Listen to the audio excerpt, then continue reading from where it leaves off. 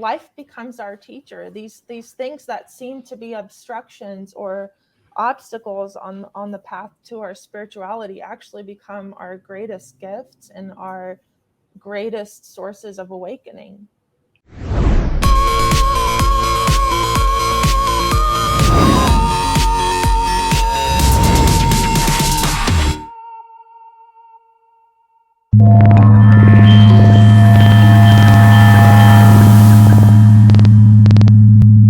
What's up, fam? This is episode number 5 of the Psychonauts Podcast, and you know what number 5 means. It means transformation, metamorphosis. We're going to have a change today. Let me just tell you, just get ready. I hope you're buckled in, because today we're talking about my favorite subject, which is non-duality. And if you don't know about non-duality, it is really something special. It's the essence of Zen and Satsang, and it's to really get in touch with the essence of Nirvana, essentially, really be in touch with what it is to be a daydreamer in the truest sense of the word. So for this episode, I've got one of my favorite teacher, probably my current favorite teacher on YouTube for this subject, Kate. She's going to be on here. She's from Spiritual Shifts. If you haven't checked out Spiritual Shifts yet, you need to do that. Spiritual Shifts. You're going to see it a million times on this episode. Total Zen Master. She's really got it. There's been so many times I've finished a long recording session, gone to bed, I put on her channel, and then she just bakes my noodle to a degree I can't even sleep that night. I'm up all night long. So imagine the irony of a person who makes sleep music being kept up all night long by her mind-blowing thoughts and ideas and the way she presents things. It's just so simple, and she's so great at it. So I feel so honored to have her here on this channel today, and for you guys to meet her. And yeah, we had such a great conversation. And usually there's this like a pre-conversation that happens for a few minutes before I hit record, and man, it just took off so fast, and she had my mind spinning in the first 30 seconds that I just hit record. So the beginning got chopped off a little bit. My apologies for that. And my apologies for not being much of a host. The whole time I was pretty much in my head, because she really pointed out some things that I hadn't seen before about myself. You know, it's so hard to see things in yourself when you're taking this trip. And within seconds, she's kind of like, boom, with a little poker poking it, you know? And I was like, wow, man, there it is. So she's super wise. Please listen to her. Please watch this episode. Let her know what you think. Say some things down in the comments. And boy, are you ready for the Twilight Zone of Twilight Zone if you don't know what non-duality is. So check it out. And thanks for tuning in. And I can't wait to see you guys again. Bye. Stronger, and they're looking for a different mode of expression or a different way of being. So they're reorienting. So in that sense, an awakening doesn't become just some mystical thing that's somewhere floating on out there. It becomes a very embodied experience. Definitely. And that's where Spiritual Shifts really was like, you know what? I want to go into it. Let's go into it. Let's go into these things, you know? Like, yes, this is reality, but what's happening now with all this? What is it doing? And it does seem to reorient, or at least in this case it did. I would say it's definitely rewarding, and that's just the physics of it. You know, we come in as children, right? We have this wide view of everything, and then as we condense to adulthood, we come into this sort of hourglass to the present moment where we are now, which is just full of detail, but we can kind of see that we're moving into this place of just letting go of all of that and back to the innocence of just allowing. And how scary is that if we've built our whole lives around not knowing, right? Yeah, totally. Our whole identity is wrapped up in it. Yeah, definitely. And that creates quite a conundrum of, what do you work on and what don't you work on? Like how much of the shadow do you address and how much do you just observe? And what I've found, and I'll speak to that just for a moment, what I've found is that it kind of does itself. It's really just about that interruption, stepping out of the way and allowing these, because life becomes our teacher. These things that seem to be obstructions or obstacles on the path to our spirituality actually become our greatest gifts and our greatest sources of awakening. So when that deep recognition comes that no longer will I run from myself in all these different forms and all these different expressions, what happens then? When I stop running and I'm actually here, as I've always been, but remember, this time we're actually here. We're not trying to check out, although some people really are using non-duality to check out still. And that's a phase, I think, and that lasts for X amount of time. And I think it passes because that gets boring, because life wants to be life. Life wants to live itself.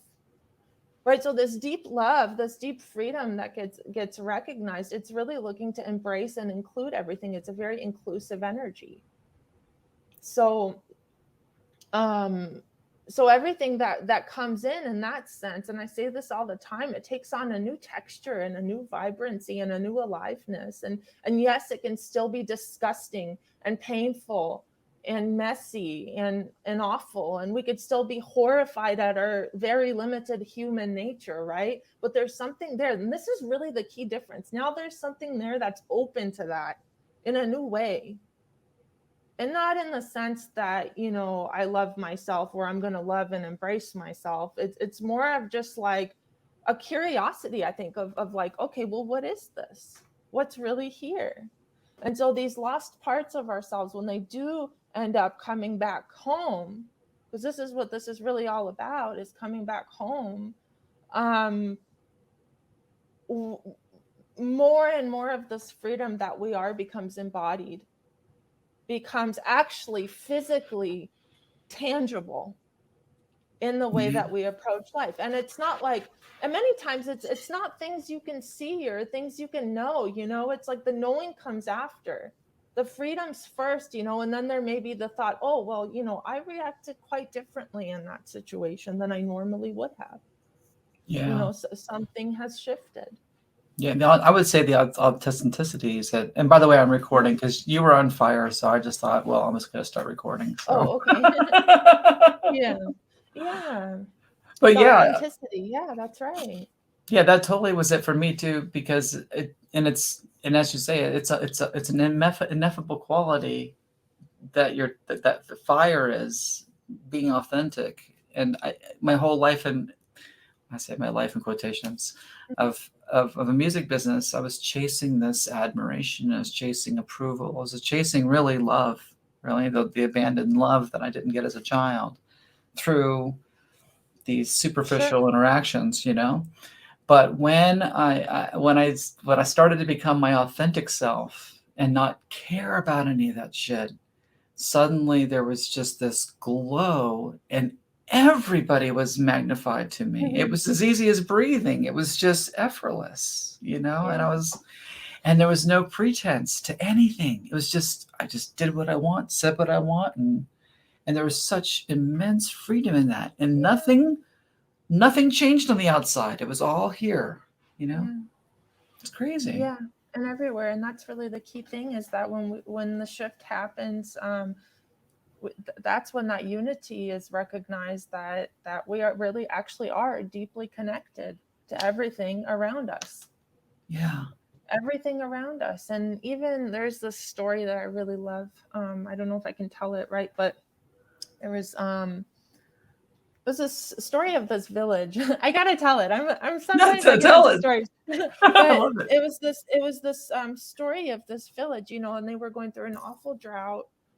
None of the crops were growing, and the people were really like, where the hell's the rain? And so they called this rainmaker from up in the Himalayas, this Taoist rainmaker, and they were like, please come to our village, you know, we really are in big trouble here, we need this rain. And the guy comes down, you know, he goes inside one of the little huts, he locks himself up for 3 days, and then he comes out, and everybody's like, oh gosh, you know, the rain's coming, the rain came, and these beautiful rivers start to fill up, and the crops are growing, and everything's flourishing again. And the guy's on his way out, and they're like, what did you do? You know, how did you do this? What did you do? And he goes, when I came into this village, there was such chaos here. The energy was just so chaotic that all it took was one point of balance, you know, and he was that point of balance. So he came into this village, and just by his presence of balance, all that chaos also came into that resonance and into that harmony. So that's really what we're talking about. Like, you know, we because if you're looking out at the world right now from a relative standpoint, it's disturbing. Yes. And it's a good thing. It's a good thing, because when things are seen and when they're looked at and when they're examined from a conscious standpoint, they change. Yeah. So let us look, let us not close our eyes. Let us pay attention, especially if we're awake. Yeah. We're seeing a magnified version of the thing that we're missing about ourselves that needs to be tweaked and balanced. Yeah, 100%. Right? 100%. It's like, here it is, super loud. Did you get it? No? And then if you didn't get it that time, then the next time it's going to be twice as loud, you know, until you learn to fix that. Yeah. Heal that thing into love, really. Mm-hmm. You know, and it's not necessarily love, because there's definitely that meekness, that harsh of, and I don't even know how to solve that problem. I won't say it's a problem, but of non-duality. Mm-hmm. It's finding that balance between, there is this boundary, but there is no boundary at the same time, you know? Yeah, that resolves itself. That really resolves itself, because we end up with a lot of mental ideas of these things, and they really happen automatically, and they're inherent to who we are, this balance. Just by being who we are, they're just the result of that. So I think one thing I do want to say is the more mental we get about any of this stuff, the more we lose sight of what's actually happening, because these are energetic things. And even if you're studying things like psychology or the mind, which I study it pretty heavily because I think it's fascinating. Likewise. But basically, and energy comes in energy, but then it comes in images. It comes in images. So our energy's thinking itself up in images. Right. And those thought patterns come on top of that. And so it's almost like we have to take the little baby steps back, or the breadcrumbs back, going back to the origin of just pure primal feelings. Right. Mm-hmm. And then from that space, we can see what images are there, what words are there, what's actually here. Right. And include all of that. But when we get in that mental thing, and you can hear it, you can hear in the pitch of people's voices, if they're mental and too far removed. Yeah. Because I guess that's what I really mean, is we're just so many steps removed. Yeah. From what's happening, right? Yeah. We're way out there on some lonesome island in our own little world, you know? So some people are just a few steps away. Some people are thousands of steps away, you know? Yeah. And then we look at each other and go, no, that you're going the wrong way. Well, how do you know there's the wrong way? You know? Maybe they have a shortcut. Yeah.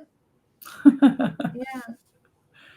Then we get into the problem of other and what balances other, you know. There's no mistakes that could ever happen here. This could never go wrong. It could never go wrong.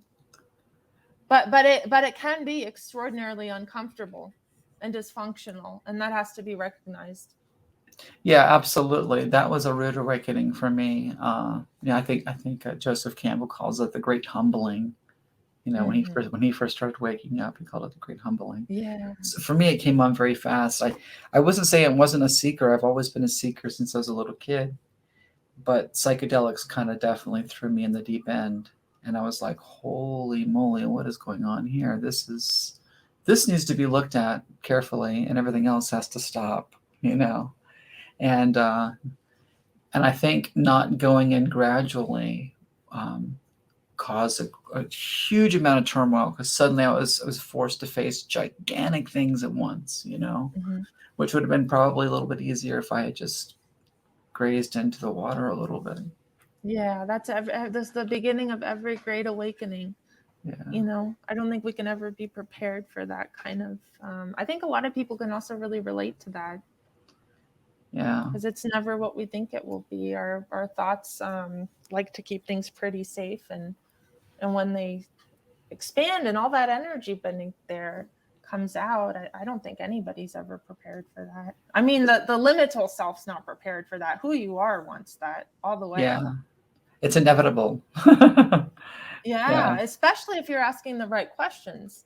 Yeah. Right. Some of us are asking I mean, some pretty existential questions, you know, like who am I? Yeah. Who The are deepest you? question.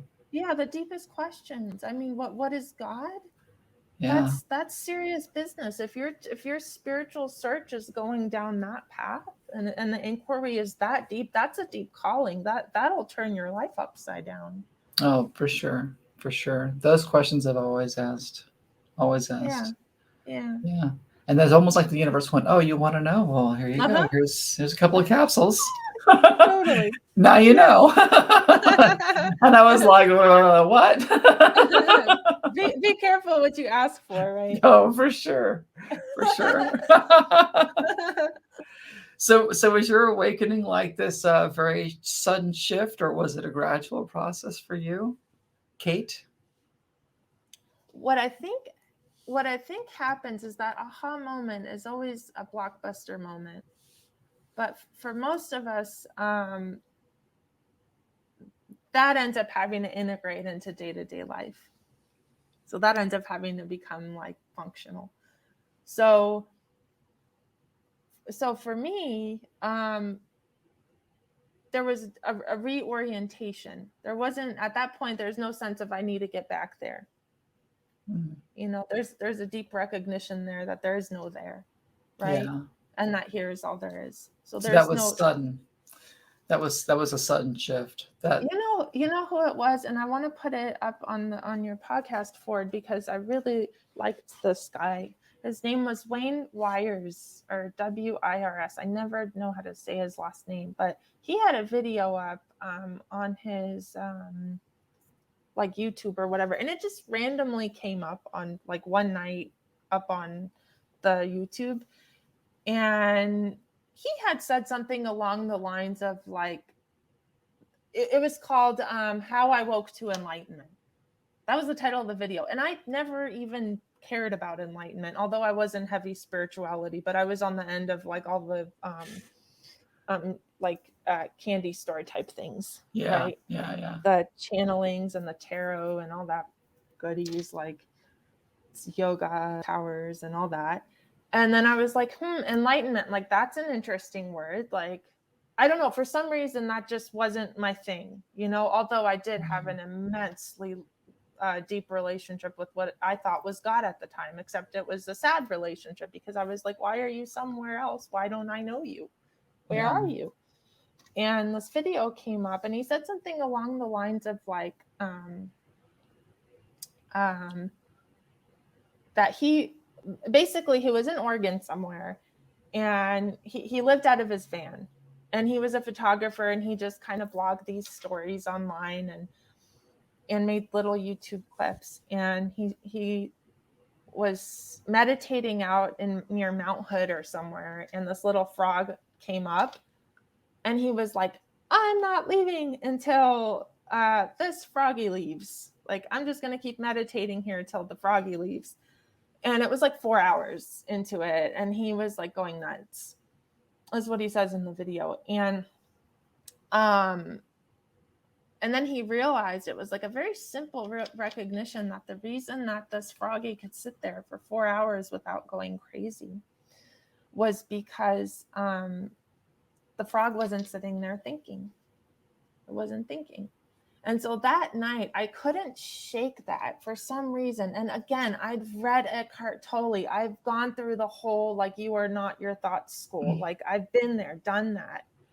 And I had slight insomnia at the time. And I remember, you know, waking up to pee, and I was like, you know, damn it, here we go again. Now I'm going to be up for another 2 hours. And then that video came up in the middle of the night, and in my, you know, wherever, and I thought, oh wait, okay, we can stop the thoughts. They can just stop, because if the frog can stop its thoughts, like, we can stop our thoughts.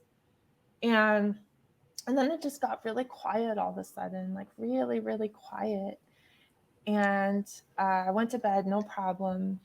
Woke up in the morning, it was still really quiet. And then another day passed, and it was still really fucking quiet. And And it just went on to the point where I was like, oh my God, do people know this? Like, is this normal? Like, do people know that this can happen? Like, this is crazy. Like, this can all just stop. And at that point, I was just hanging out in like river beds and lagoons and trees, because I was like, I don't even want to go back. Like, I just Wow. want to be here. Like, what's going on? Like, what is this? And then there was this, just deep recognition that was actually reality, that this whole time, my whole life, I'd never been in reality. I was never even actually, it was like I was some fake thing, functioning on this fake premise, and it wasn't me. Yeah. And I never came back from that. Wow. I Wow. don't think I think Adyashanti says something like that, no matter how little that seeing is, or that recognition, no matter how small it is, it will never leave you. A deep, true recognition of who you are will never leave you. It'll never leave you. It almost kind of like scars you. I don't want to say scar, because scar sounds bad, but it's just like, It's over. It's game over. Game over. You're not coming back from that. No. It's hard to take anything for real anymore. Yeah. Yeah. And then you can have huge problems with that as well, right? Definitely. Yeah, for sure. Some more than others. Yours is really, really gentle. Mine was a little bit more. I had been waking up for a while, but I had never heard of Enlightenment. I had never heard of Eckhart Tolle. I was not a meditator. I thought the yin yang was an OP symbol. Like, I swear to God, I didn't even know that was a thing. I thought that was like the logo for OP. What's OP? So, like they're like a surfing brand, Okay. I didn't even know it had anything more to do with than that. But I was into quantum mechanics big time. I was really, really into learning that stuff. Mm-hmm. And then I overdosed on basically peyote, and boy, did it show me. I thought I was dead. It was dead, and I screamed out for. I was an atheist at the time. I'm like screaming for God, like, please, somebody come. And nobody came. And I was like, oh my God, no one's coming.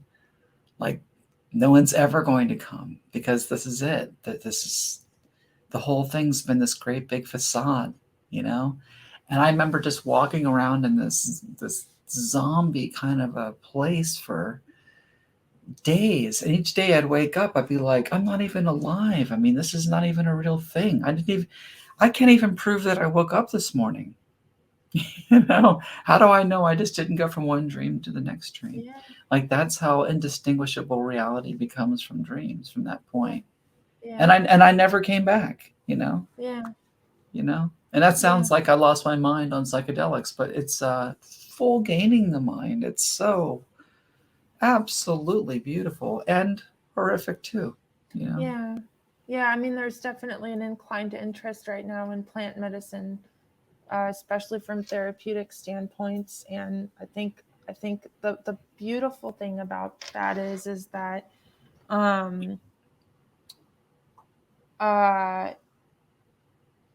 that the nature of these plants is unitarian. Like, it's a unitarian nature. Like, it's almost like they have their own wisdom to give. They have their own kind of medicine to give. And yeah, a lot of people that are taking it for depression, for example, they're realizing, and I guess this is what I mean, they're recognizing that the depression it's not their depression, it's actually in the whole of society, and these plants are showing us a way out of it. Yeah, it's kind of like this collective depression that it's showing up as a personal depression, Mm-hmm. That's right. I can't be so noble as to say I was taking it as a medicine back in the day. I was, just being a rock star, just thought, oh, okay, here's the next cool thing I'll do, Yeah. But I was always a seeker. But boy, from that moment on, that was definitely a change. I had tripped hundreds of times up until that point, but that was the game changer. And And it's like it's so easy from now. Like I can get sucked into some. Oh my goodness! Wait, I bet you anything they're selling me an extension on my car insurance. Yeah. What do you think? I bet you any amount of money that's what that was. Or it's a business loan. Yeah, or a business loan. We want to help you with your business. Here's $900 to change your life. Anyway, so I bring all that up because a lot of the people who find me aren't necessarily seeking. They find me through the music or whatever, or they're ravers. Maybe they had some crazy acid experience. And then suddenly there's someone they know going, "Oh no, you're not crazy. That's like legit stuff." Yeah. So I feel like in a way I'm kind of preaching to a different audience than most people that wouldn't even dream of texting in non-duality or satsang. Yeah. So it's just kind of fun for me to be able to I don't know, be the one to go, whoa, check this out. You think you're high now, watch this. Yeah. No, that's make your life high. Wow. Yeah. Well, music is such a big part of how we lose ourselves, right? And Yeah. how we disappear. So it makes perfect sense. Yeah, absolutely. My dedication now is music as a healing modality. So beautiful. This is like my side channel. My normal channel is more about, music, bringing people into toroidal balance, which is really what non-duality is about. Beautiful. Yeah, bringing you right to that dipole. Like how can I mathematically bring you right to that dipole? That's my nerd talk. I like that. No, I really like that because it really brings in the elements of this being, bringing it back to the body, bringing it back to a physical experience. And it's so out there, these things we're talking about for the people that haven't had necessarily quote unquote a spiritual experience. But what we're really talking about doesn't have to be like that. It doesn't have to show up like that, right? It doesn't have to be some big aha moment. Ultimately, all we're looking for is our own disappearance, is the end of believing that we are this thought, these thoughts, because that's all that seeking is, right? Yeah. It's just these thought patterns. And so what happens when that stops? What happens when our thoughts stop? We're actually really here truly for the first time. Yeah. And so it's okay if they come back. It's okay. A lot of people, they think, oh, like that piece went away or that moment went away. And now I'm filled with seeking patterns again. Yes, but you're awake now. Yeah. But you can see them now, right? Yeah. Now you know what's happening. Yeah. Right now there's a different dimension to this. So what are you going to do with that? Most of us are going to freak out and run the other way because this isn't a functional realization. If it doesn't become embodied, and if we don't learn, well, not even learn, if we don't allow this expression to permeate our life, okay, and to actually come out into our world, we end up wavering back and forth between dualistic and non-dualistic perceptions. So it's kind of like what I'm saying is it wants all of you. It doesn't just want the part of you that wants the big aha moment, or the part of you that really wants the goodies that are there, because there is a lot of pleasure in reality and in truth, and it's very healing, right? But that's not what this is about. And if that's what you're looking for, it's going to take you a very long time to relax and to finally let go. Yeah. A lot of people think that meditation is about, oh, let me just stop thinking for 5 minutes. A, good luck with that, and B, first you have to bring your life into meditation. It's not just about having a crazy life and then, okay, I'm going to put the kids away. I'm going to, and I'm going to sit for 5 minutes and I'm not going to watch TV and I'm going to just, smoke a blunt and drink my wine, and that's meditation for most people, which is not at all it. You gotta learn to be like, push it all away. I go hours sometimes. My phone is not even in the same room. It's off and away, and I'm definitely not a slave to my device, my electronic devices. It drives my friends crazy, which is why I have so few of them. It's very difficult to find that space and that Zen peace. And what I've noticed is the more we look for it, the more elusive it becomes. Like the more we try and manhandle this peace from the outside, the more temporal it is, and the more almost like feverish we get in our attempts to try and get it. So there had to really be an allowing of everything in, because I was very similar forward to you, where especially as someone who's quite, sensitive or whatnot, the tendency was to push things away. Like, don't touch this, like, let me just be, because I love this so much, like, don't come into it, right? Yeah. And then when we stop doing that, because that's obviously impossible and it's painful and it's very hard, right? Because life's going to be life. And then when we open those gates up and we say, okay, fine, come in, just come in. And first it feels like it's destroying you and eating you alive, and you can't even take it, right? Your worst fears are coming true. The thing you thought you were is being taken from you. This peace that you thought you were, this love that you thought you were, it's being taken from you. What you realize is that it actually isn't being taken from you. It's not being, and nothing can actually affect it and impact it.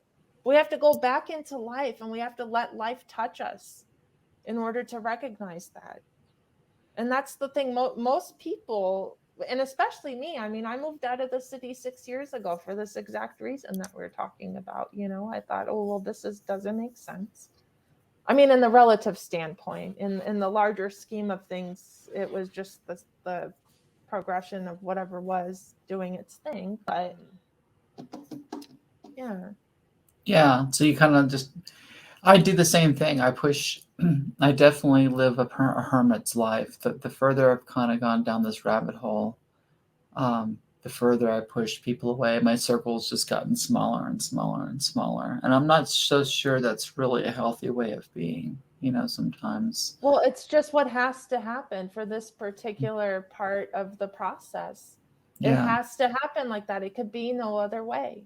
And that could change. It could not change. I noticed the same thing. There are certain people that come into my space that, X amount of time ago, it was just normal for me. And now it's just like, ooh, wait, that's not that normal. Like, that's not really going to work anymore, And it's just normal. It's just a different vibration, a different frequencies developing here. And it's permeating your world. Yeah, people sometimes, like, you could be your friends forever, but if they're not growing with you, or maybe they're just not having this experience, they're just going to vibrate out of your life. They've served their purpose, Absolutely. Yeah. Which is weird, because you start to think that it's you. It is you, but it's not a bad thing. It's a you growing thing. Let's talk a little bit about resistance. I watched a bunch of your videos today, and I just you got into the path of no resistance and the importance of abiding to that. So I know it's hard for you to be like, oh, let me just pull that up out of my. No, this is the heart of the discussion. Yeah. I mean, this is the heart of what we're talking about. So what is it here that's resisting? What is that? We have to look at that. We can't ignore that. Like, we can't just think that something underneath that resistance abides. Yeah. Something underneath this energy, this panic, this frustration, this feeling of don't encroach on my peace, this discomfort. Something's already there with that inherently. In the resistance, there's already something that's not, like, for example, how could something already be here without, how could something already be here? Like, your resistance comes after the fact that's already, like the pain that's here, for example, it's already here, and then the resistance comes after that, right? Yeah. Or the argument or the conflict or the things that give us discomfort that we would just most naturally resist, right? Like there's something there that's in harmony with that. That's okay with that. And then the resistance is secondary. So if we don't meet ourselves in that resistance, and because the resistance is basically the resistance. So the thing that doesn't want what's happening is the problem, not the pain, not the fact that my leg's getting chopped off and someone just like, set the building on fire. Like, that's not actually the problem. The problem is the fear of it. Yeah. Well, the problem is my resistance to it. But then the bigger problem is my resistance to that resistance. Interesting. So, yeah. So chew on that for a while. Yeah. Right. So when we I was going to say a brilliant thing that I'm not a huge fan of Sadhguru, but he did say something that was well worth the whole retreat. He said, the only power we really have is the ability to respond. Mm-hmm. We can react or we can respond. Yeah. And it goes back to what you're saying, just noticing the resistance. And then behind that resistance is another resistance to that resistance. And it just keeps going and going and going. Yeah. Yeah. And they're kind of like tests, aren't they? These resistance. It's a test of our integrity. I'm not really sure of integrity of what, but integrity of something. It seems the volume gets higher. Yeah. The volume of that resistance, it's going to get much higher in on the path that we're discussing here. It gets much higher than just regular people who have found coping mechanisms or who have found effective seeking patterns to deal with their resistance. So, so when you're looking at reality from a non-dualistic perspective, the volume's higher. Okay, the ante's higher. So in that sense, we can't look away anymore, even though we'd want to. And in the past, we were pretty good at it. Now it doesn't seem to be possible to look away anymore.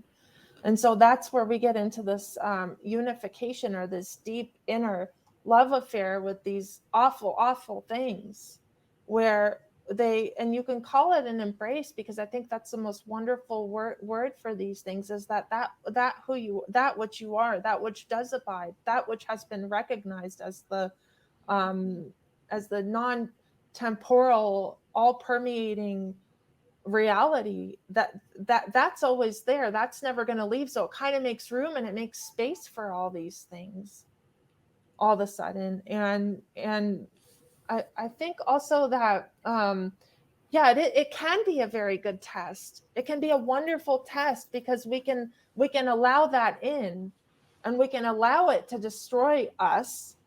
Okay. In the relative sense, but really what it's doing is it's coming back home after that destruction, and after that collapse, and after that composting of all these emotional episodes, because these things can get very, very emotional. When I say the volume's high, I mean, these things can be very frightening and very emotional when we start to let life in at a conscious level. They're heavy, they're intense. We don't always have the skills to deal with these things, but that which abides does.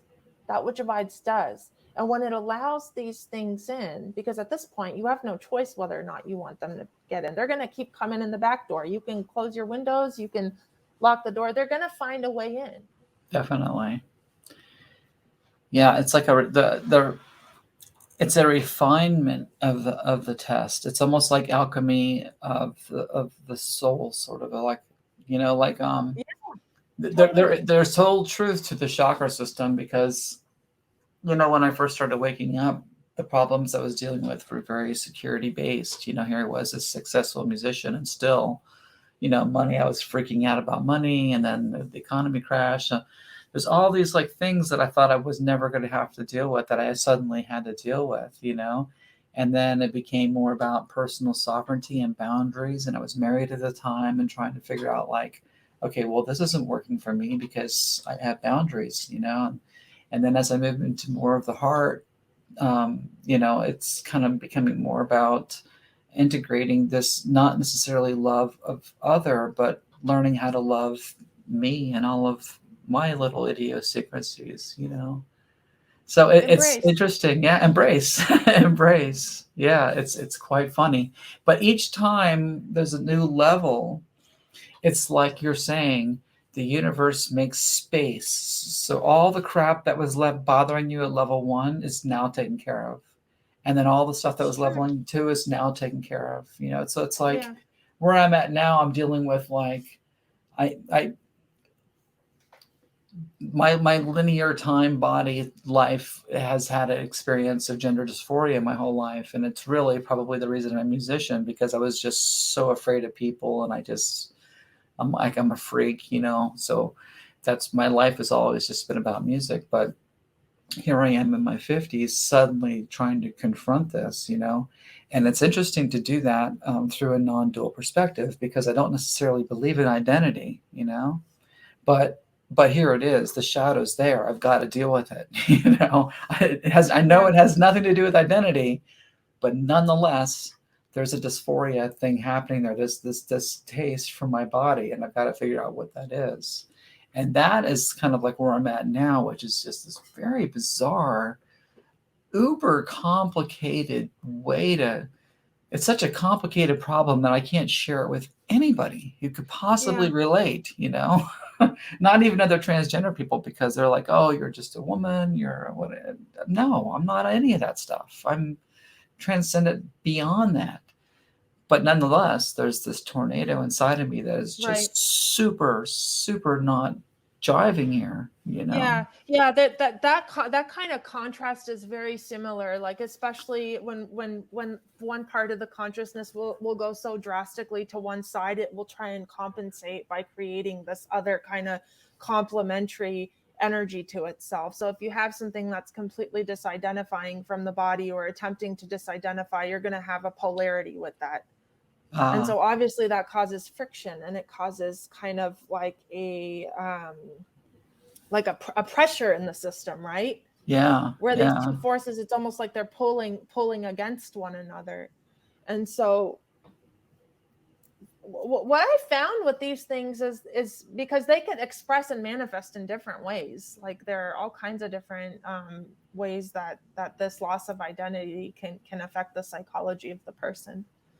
And typically, if it's doing something, the thing is, we might think, oh, this is weird, this is wrong. But if it's doing something, like there's a highly intelligent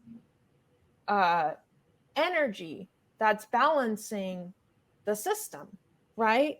And when we allow these things to iron themselves out, it's kind of like, I forget who said this, but it was like there's no real solutions to a problem ever. Like there's actually no solutions to a problem.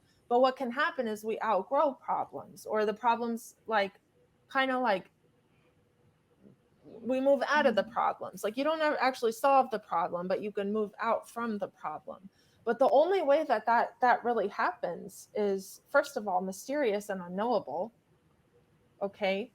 So there's no real direct solution as to when we can resolve some of these psychological imbalances.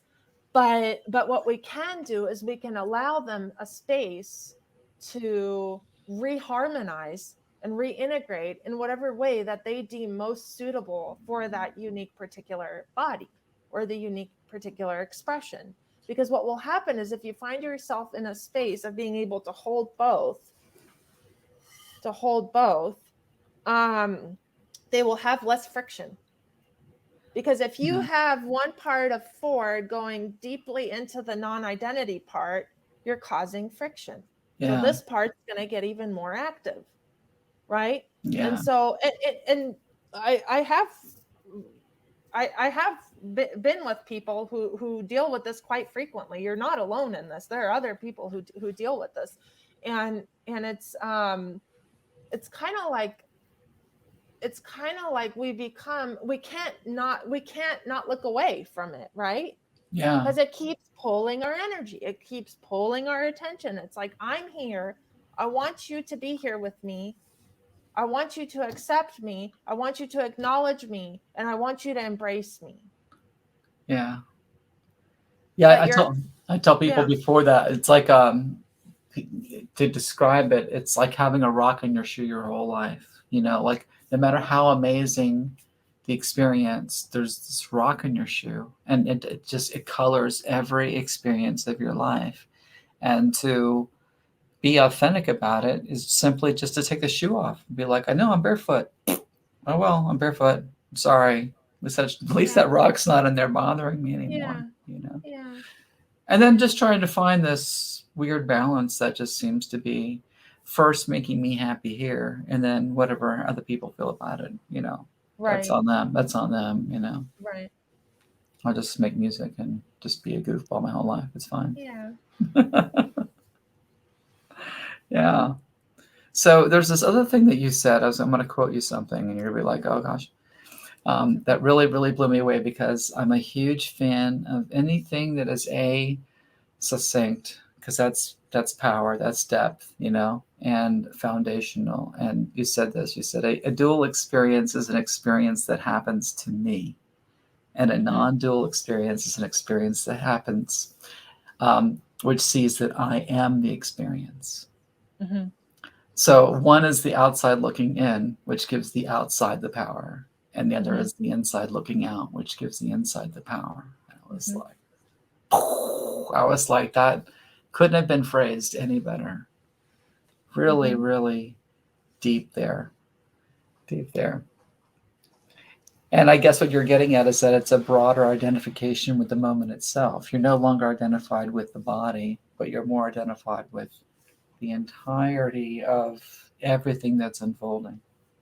And just allowing I mean the me only takes the me can only go so far.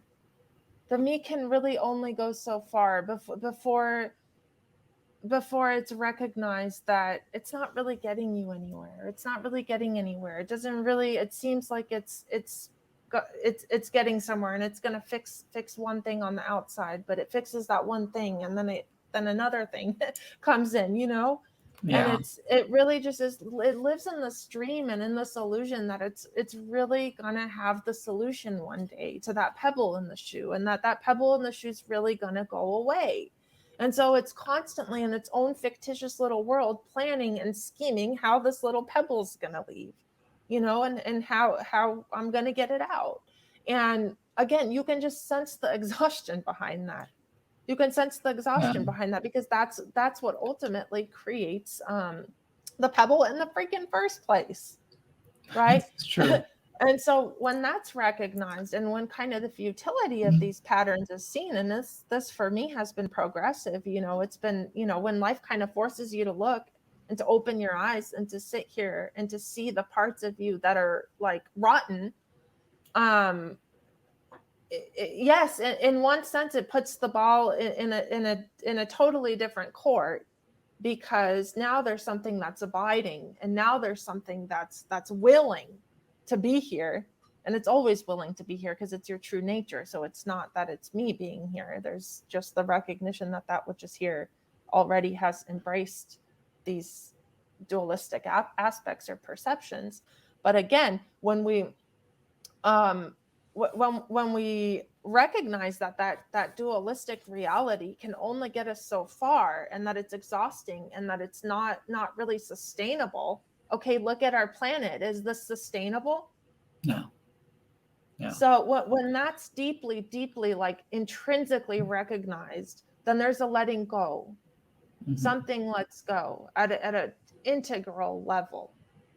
Something just lets go. And then what that letting go looks like is an embrace. It's an embrace of everything. Yeah. It lets go. Yeah. It's complete allowance too of what is. Yeah. Letting go of control and just allowing. It is just is. That's fine. But it's not you that allows it, though. It's not that Kate's a more harmonious person that's more tolerant of others and knows how to surrender, and she's learned those skills. It's not really that. Kate could still very well be arising and doing dysfunctional things, right? But there's something that's not in conflict with her anymore. Yeah. There's something that's not sitting there telling her, you're a bad girl, go away. This is wrong. although those thoughts could still be on the periphery, but they're not actual. The identity with that figure, it's almost like I don't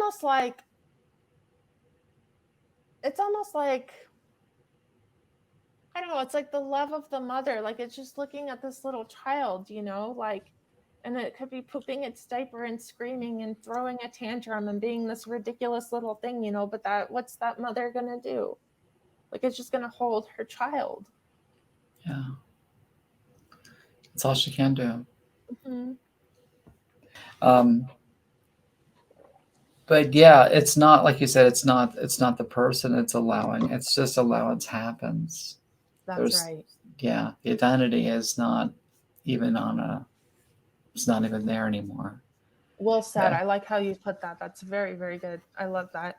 It's kind of like watching the watcher watch, but not being anything. It's being the whole watching the watcher experience, the all of it. Yeah.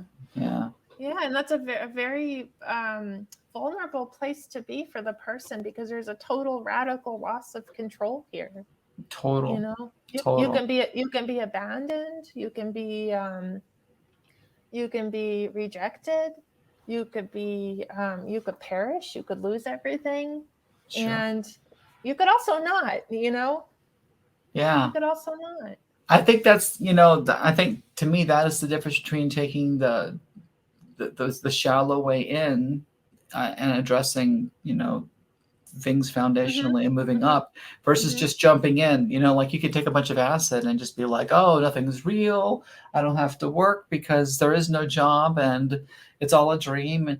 But that is going to crash on you so hard because you still got these latent beliefs that are going to be exactly you, creating all of that.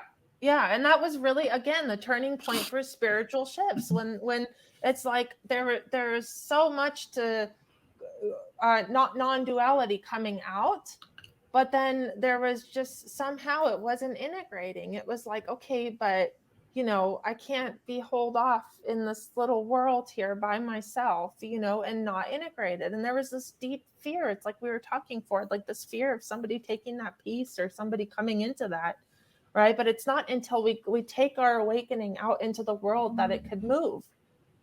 And that's where that mystical element comes in, of the embodied awakening. Or as Adyashanti says, emptiness dancing. Yes. That's for sure the thing to take away. Like, the more that you are trusting and willing to let go, the more it's going to breathe for you. Like, that's the fear. The fear is, if I let go, my whole life's going to crash. Like, you have to let go, but you have to let go in small pieces and build that faith. And that faith just gets a little bit bigger. The more you trust it, the more you can let go, and the more it just takes over for you until before you get to a point where I feel like I am now, I just wake up and my life is the same every day. It's just whatever I feel like. Maybe I walk, maybe I play with my dog, maybe I make music, then I go to bed and I do it all over again. And that's terrifying for most people. That's actually terrifying. Like, what you're talking about is a very simple, ordinary existence, and people are petrified of that. Yeah, they like the order. They want to know that the weekend comes, I watch football, and then they want control. People want control. Yeah, they want order. Or that energy, that seeking pattern wants control, and it's always going to lose control because it doesn't actually have that. That's why it wants it so bad, because it's something it knows it can't have. Yeah. And I would guess that would be the difference between, I guess, if you want to bring AI into it, the NPC versus the actual character in the game. I guess the ones that are just playing their roles and kind of stuck in that program loop. That's to be caught in the matrix, I guess, of it. And then the one that goes, wait a minute, just this loop is something isn't making sense about it. Yeah. And you start to work on getting yourself out of that. Yeah. Yeah. So in that sense, I like when non-duality is discussed in this manner. I really do. I really love it, because I see a pervading theme in a lot of these communities where there's just massive disassociation going on. And these patterns eventually resolve themselves. They really do. So it's okay if that's happening. I'm not saying that that's wrong or there's something wrong with it. It's just a phase in the process that I guess makes sense at the time. When the volume is so loud and there's so much noise, then it's a huge relief when that can just be shut down. You know, when I can put a bunch of Neo Advaita on and just shut that off and push everything away. And there's nothing wrong with that. I think that's very healthy and very good and very beautiful when we could just be, you know, and just start to discover perhaps for the very first time that can actually happen. But when we're talking about when we're talking about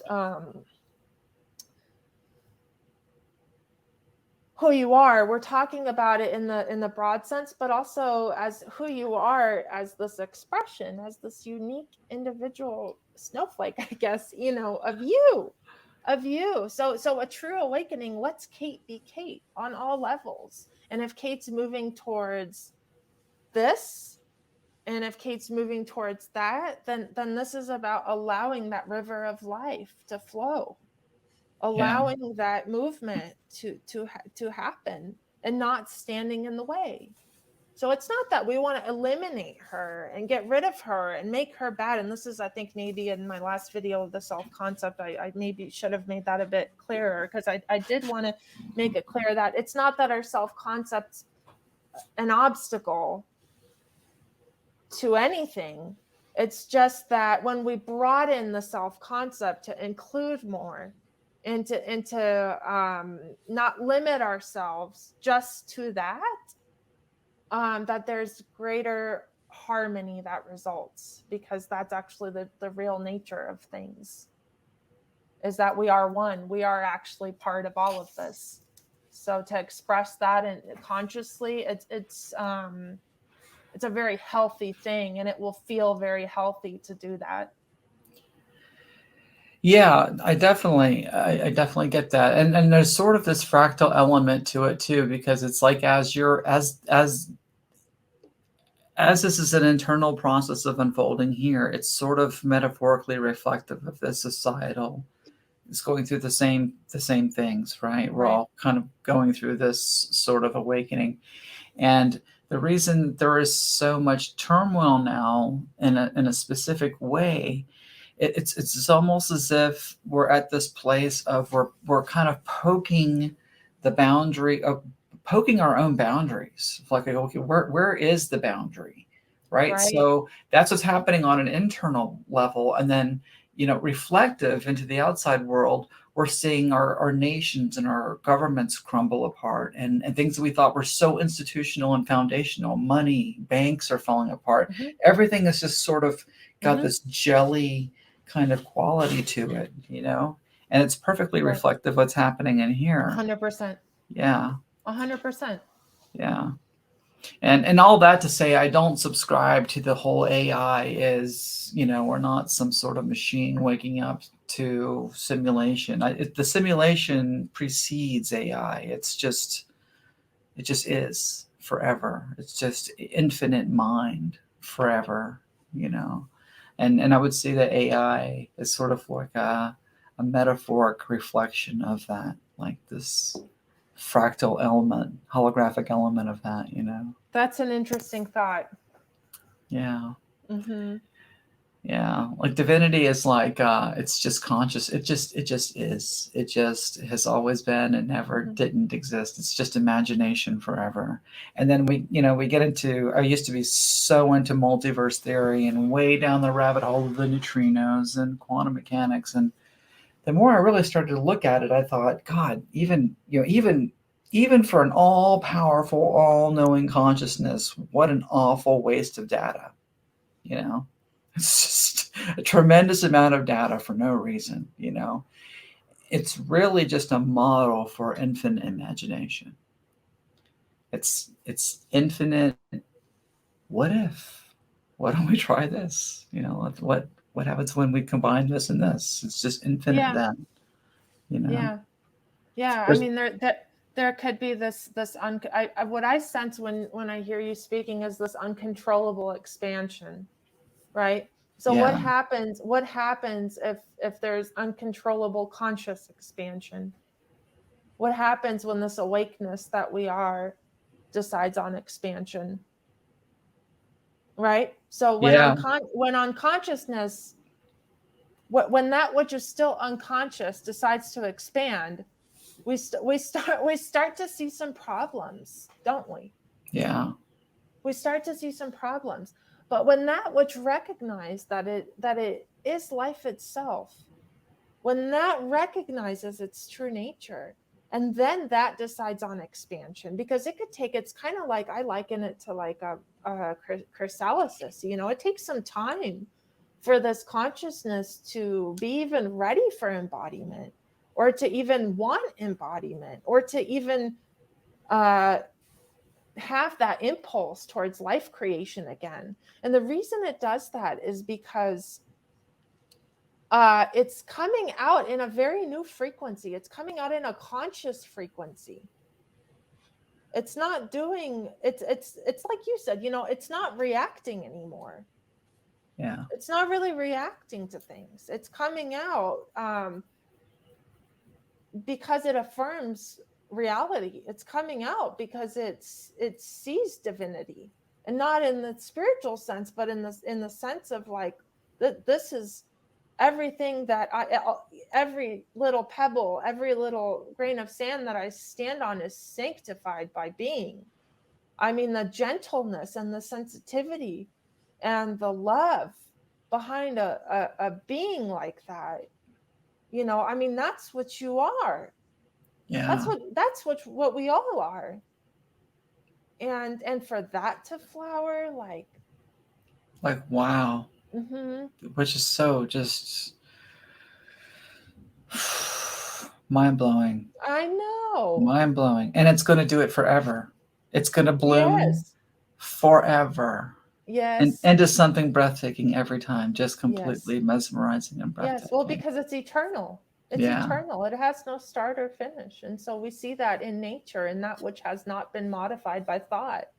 Yeah. That's where we're drawn. You know, a lot of people on this path, we get drawn to animals and plants and things that are more harmonious in their nature. Yeah. Yeah. Music or creative even in nature, you know? Yeah, I feel most with nature, and when I'm doing music, I'm just kind of lost in it. You know, I get into that flow state, and I'm just like, I don't even know what happened. You know, so you're a writer too. You know, I'm sure it was the same for you when you're writing your book. You just kind of like start, and then all of a sudden, 36 pages goes by, and you're like, where did that even come from? Like, I don't even know what happened. That just kind of flows out of me. You know? Absolutely. Where did it come from? You know? Yeah. I mean, there was a long period of time where there just was nothing really coming to, and then that was a whole personal dilemma, because the Kate was so used to that identity as a writer, and that payoff of being a writer, and having that moment of, you know, I did a good job, and that was beautiful, and that was wonderful and cool and creative. But there had to be a kind of also a reorientation in those deep attachments to those things, because, you know, when the one thing that you've built your whole life around just kind of dries up and stops and isn't really flowing. And again, this goes back to that chrysalis, where sometimes things, they're composting for a reason. They're composting because they're transforming, they're alchemizing into something of a different quality. Yeah. You know, if they're becoming very conscious of themselves, so they're not going to move at the same speed and at the same rate anymore. Yeah. Absolutely. Yeah. Totally. I had the same experience writing my book. The first book I wrote in like a year and a half. I say I wrote, but it came out. And then the second book, like 12 years into it. And every time I would get partially through, I would get on a riff of writing, and then I would just be reminded, like, who the hell am I writing this book for? There's no one for me to write. No one exists for me to read this book. to, to let alone appreciate it. It's all just me, allowing thoughts to come through. And there was still a pull, there's still this pull. Invitation, to show up and to be there. And that's all of life is happening like that. That's why this whole letting go of control thing, it's really just a unnecessary part of this discussion, because everything that which is meant to be happening is already happening, and nothing needs to be taken from it or added to it. I may not like the fact that I'm not writing right now, but it'll change. Yeah, but it like everything. Yeah, like everything. Yeah. It happens in music. I can go months without writing a song, and then all of a sudden it's like 6 in one month, Isn't that funny? It's just strange, Yeah, it is. And I've learned over the years not to guilt myself over it. If I'm not feeling it, I just go for a hike, That's awesome. Spend time with my dogs. I'm like, don't worry, it'll work. A lot of people have huge inner conflict with that, especially I feel like if your career is deeply like involved in that and there's that pressure there. I found myself, I did a lot of sales writing for a long time, which is very technical writing, copywriting, and I liked it because it was like kept things going for me, and it kept the energy there because I had to do it because I had to pay my bills. But I liked that I still had some semblance of something happening that was familiar and could keep things going, because it's at certain points, I mean, you can just really get stuck in that cocoon and it can go on for a long time. Yeah, and then all your friends are doing it, and then you just think that this is how life is. This is just what life is. And then you start to go, what are we doing? It's like the whole world's gone mad. Yeah. And then it could be resentment. Oh, the government. We start to take it out on governments, and we start to take it out on all the projecting out, right? Blaming everybody in the world except for just going, no, this is just trying to get my attention to realize it's all in me. It's all inside me. It's very, very, it's so insidious the way that the dual aspects pull on each other. It's just crazy how well it's done. Mm-hmm. Brilliant. The smoke and mirrors trick, it's so perfect. No one would ever believe you unless they start doing it, Yeah. I have a friend. Go ahead. No, you go ahead. I'll just say, I have a friend. It's like he's a big tripper and he's totally into all this. But even for years, I'd be like, it doesn't exist. None of it's just all just pointless, And I would just have these long things, and it just took years to get to that place of just like, okay, the statistical improbability of what just happened is so astronomical. And then another synchronicity would happen the next day like that. And then another synchronicity and another, until it's just so many synchronicities. There's no other way to explain it other than something mysterious and magical and amazingly brilliant. Chaotic order. Chaotic order. Uh-huh. Yeah. Really? With some sort of like intelligence behind it. It just definitely seems. It appears so, yes. Yeah, it definitely appears so. It appears so. And from all of my numerous encounters with it through psychedelics, there's obviously levels of where it's meshing together. There's this integration place. It feels like you can get to this place which is not earth, but it's not nothingness either, but there is this area of like a playland, I would think. And it's the dreamland. You are that transcendent function between the two. Who you are is that transcendent function. So when we're too stuck in the nothing, we're rejecting the everything. When we're too stuck in the everything, we're rejecting the nothing. Yeah. Right? And so the integration of the two is really the goal of non-duality. Yeah. If it had a goal, which it really doesn't. No, it doesn't, but I had an experience recently where I felt like it was showing me. I used to think there was no goal to it, but up until this point, it was showing me what was possible and what was possible. Sorry, my dog is just trying to let me know he's hungry. Oh, that's okay. He's like, it's 6:30, 7:30. I haven't eaten yet. Is he like knocking on your door?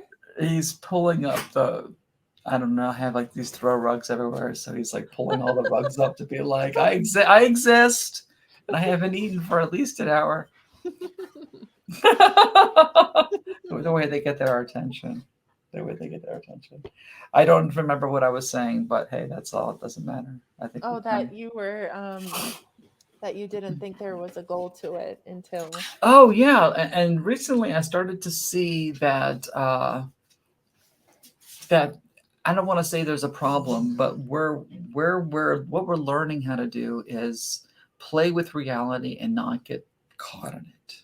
Mm-hmm. We can play and pull ourselves out at will, and I don't want to sit here and feel like I'm promoting psychedelics because I'm not, but it's a huge part of my gnosis, and I notice on these journeys I'm getting better the more that I get comfortable with it, to go into these really bizarre places, but pull myself out. And the effect that's happening to me in my normal life is the lucid dreaming in my life has gone up significantly.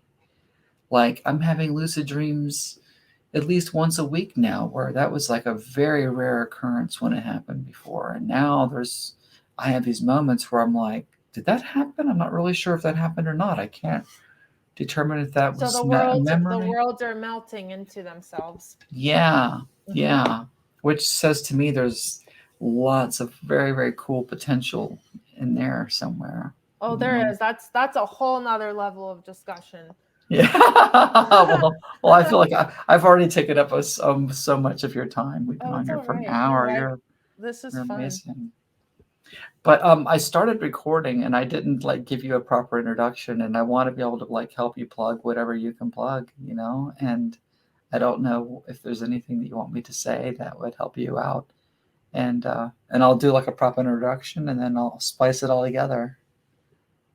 Yeah, I mean, everything's on spiritualshifts.com. So. Spiritual Shifts, just go there. There's books, there's classes, there's all that kind of stuff. There's no classes. There's really just kind of bunch of blogs, and the navigation on the site with the blogging, it's just, I've been blogging on there for years, but the navigation's not so great. So sometimes what I tell people to do is just go to the search function and type something you're interested in and see if it'll pull up any of the blogs on that topic.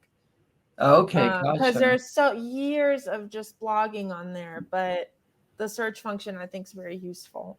Wow! I'll have to check that out more. Yeah, so check it out. The blogs are really just, again, the writing's not happening now. So what can I do? It's just, it'll happen when it happens. But there's quite a big body of work there to work through, and then some poetry books, which is really just the love of my life. It's my music. That's awesome. Mm-hmm. Any particular poetry? Old, new, French, English? Any favorites? I really for a long time, I did a lot of surrealist poetry. Oh, yeah. Because I was kind of like you. I was getting pulled into all kinds of visions and imagery, and it was pretty potent. And then that stopped. It stopped for a while. And then this new book is really just kind of a song of nature and kind of how healing nature can be for these thoughts, that are so frantic and so heavy sometimes, and how when we go out into our plants and into our little animal friends and we go there and we spend time in these places, just something comes alive, something begins to bloom in us, something balances and harmonizes. So that's really where that second book kind of came from. And for a long time, I was like, damn it, all the surrealist stuff's gone. What the hell, but it is what it is. It just has its own way of being. Yeah. It's weird. I used to be a tripping fanatic, and I used to be so down. The more bizarre, the better. Was the crazier my Yeah, thing. same. And Yeah. then I went 10 years of just not tripping. Just one day I was like, okay, I'm done. And I didn't do it for 10 years. And then all of a sudden it just kind of showed up in my life again. I was like, all right. And Hmm. it was so Nice. funny because as soon as I did, the first voice that came to me was, welcome home. And you don't have to take so long Oh, between breaks. wow. You can come visit Yeah. home more often. And I was Yeah. just like, oh, Yeah. okay. I guess Yeah. because I'm old doesn't mean I don't have to do that anymore, you know? Yeah. Yeah, it's nice to recognize all these different parts of us, and to see that they do have really unique individual personalities and expressions, the artist part, the musician part, the teacher part, the all these unique individual aspects of us, looking to come home, looking for our embrace, looking for just recognition. Our sense of community, that we're not crazy.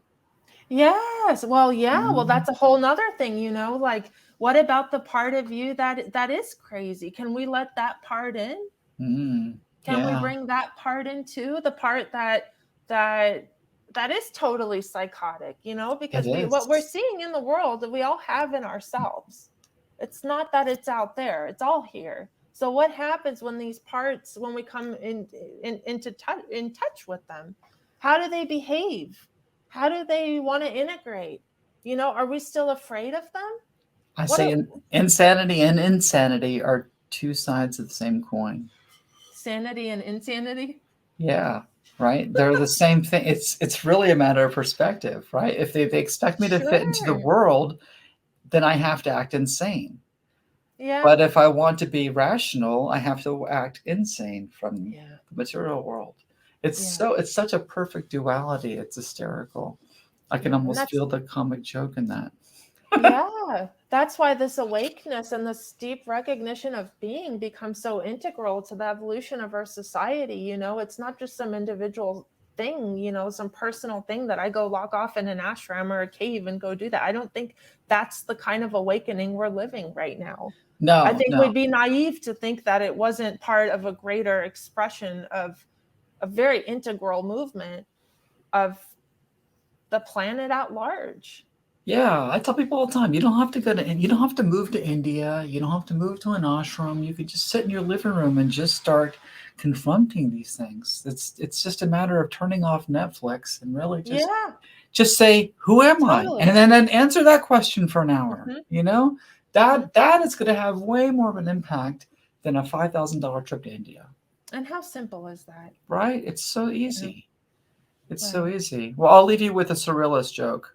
Okay. How many surrealists does it take to screw in a light bulb? I don't know how many. A fish.